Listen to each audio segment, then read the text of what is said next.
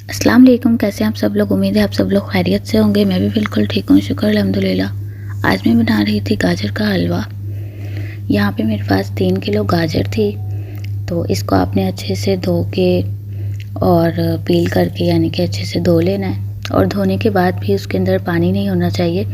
उसको किसी ऐसी जगह ऐसे ड्रेन वाली छन्नी में रखें, जहाँ से उसका जो पानी है वो सारा यानी कि रिमूव हो जाए, क्योंकि गाजर में पानी पहले ही बहुत ज़्यादा होता है। और अगर वो धोई हुई हो और ऐसे यानी क्रश कर लें उसको, तो फिर वो पानी जो है वो उन्हीं गाजरों में शामिल हो जाता है। तो उसको थोड़ी देर के लिए धो के यानी आप रख दें, तो आप देखेंगे कि उसका सारा पानी जो है वो निचड़ जाएगा। उसके बाद आप उसको क्रश करें। तो यहाँ पे मैं गाजर क्रश कर रही थी और करते करते ना मेरा 3-4 मरतबा इस कद्दूकश ने बहुत मुझे तंग किया और मेरा हाथ जो था वो बार बार ज़ख्मी हुआ था। तो फिर मैंने अपने हस्बैंड के तरले मिन्नतें किए कि प्लीज़ मेरी गाजरें जो हैं वो थोड़ी सी रह गई, क्रश कर दें, क्रश कर दें। तो उन्होंने 2 ही की, उसके बाद में फिर चले गए ये छोड़ के। ये सिर्फ एंड की रह गई थी और मैंने कहा कर दें कर दें, और ये भी छोड़ के चले गए ना, सिर्फ 2 ही करके।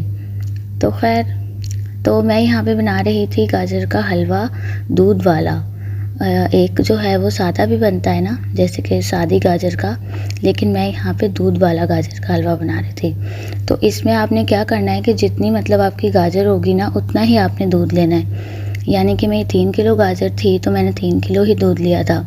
लेकिन क्या हुआ था ना कि मैंने अभी देखा है ना, आपने थोड़ा सा बचा लिया है। तो ये मेरा पूरा 3 किलो दूध था और 3 किलो गाजर थी। लेकिन जब मैंने अपने हस्बैंड को कहा ना कि गाजर जो है वो क्रश कर दें, तो उन्होंने क्या किया कि उसमें से पतली पतली सी थी ना, वो उठा के 2-3 खा ली और 1-2 वहाज को भी पकड़ा दी।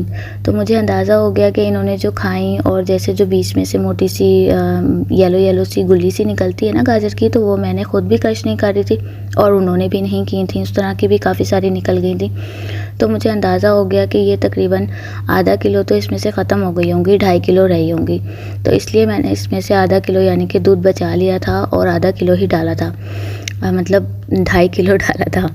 तो यानी मेरी गाजर जो थी वो 2.5 किलो रह गई थी ना, तो मैंने फिर वो भी 2.5 किलो ही डाला था दूध।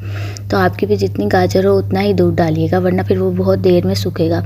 तो मेरे यहाँ पर तकरीबन 3-3.25 घंटे लगे थे इसको पकने में, और मैं ये आपको हर घंटे के बाद दिखा रही हूँ। पहले घंटे में देखें इस तरह से ये इतना रह गया था, और मैंने इसको बिल्कुल छोड़कर नहीं गई थी। हालांकि जो मेरा पतीला था जिसमें यानी मैं पका रही थी इसको, तो उसका जो तला होता है वो मोटा था, हालांकि काफ़ी मोटा था, उस पे लगने वाला नहीं था। लेकिन फिर भी मैं मुसलसल इसके साथ खड़ी हुई थी और इसको पका रही थी।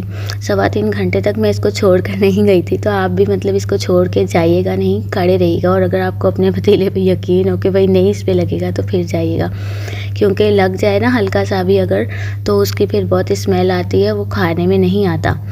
तो इसीलिए मैंने पहले ही आगाह कर दिया इस बात से, वरना तो नॉन स्टिक में पकाएं। लेकिन नॉन स्टिक में इतना अच्छा फ्लेवर नहीं आता जितना ये इस तरह के पतीले में आता है।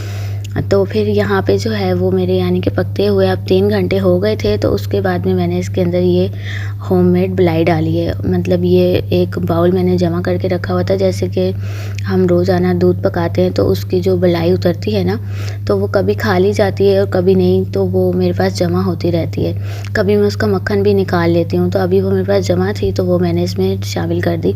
और अगर आप लोगों के पास यानी इस तरह से बलाई यानी जमा हुई भी नहीं हो एक बाउल, तो आपने क्या करना है कि आपने पाव के करीब खोया ले लेना है, तो वो इसमें शामिल कर देना है।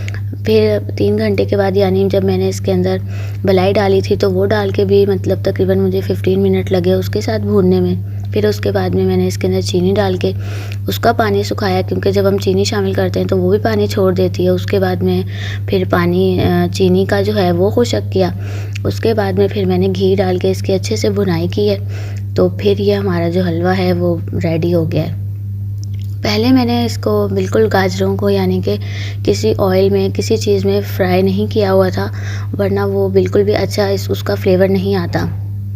मैंने पहले अक्सर जो है वो यानी कि 1-2 दफ़ा पहले ऑयल में फ्राई किया या घी में फ्राई करके यानी कि अगर पकाई है ना, तो उसका बिल्कुल अच्छा फ्लेवर नहीं आता।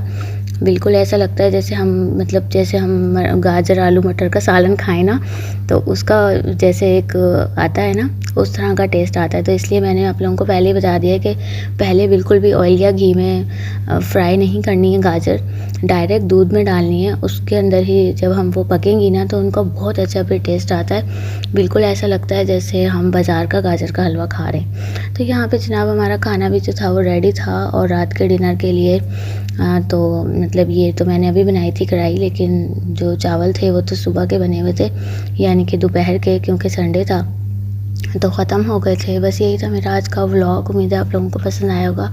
चैनल को सब्सक्राइब कर लें जो भी चैनल पे न्यू है। मिलती हूँ अपनी नेक्स्ट वीडियो में, जब तक के लिए अल्लाह हाफिज़।